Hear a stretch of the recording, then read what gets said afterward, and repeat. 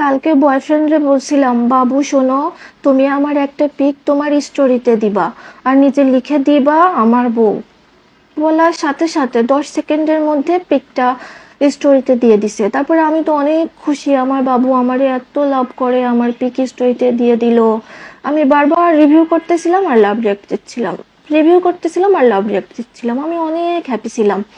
তারপরে আমার 7-8 ঘন্টা পরে আমি ওরে বললাম যে আচ্ছা বাবু, তুমি যে আমার পিক দিলা, স্টোরিতে দিলা, তো তোমার ফ্রেন্ডসরা, তোমার রিলেটিভসরা কেউ জিজ্ঞাসা করেনি যে মেয়েটা কে বা কি, তোমার কোনো প্রবলেম হচ্ছে? বলতেছে না, প্রবলেম হবে কেন, আমি কি এখন ছোট আছি, বড় হয়ে গেছি না।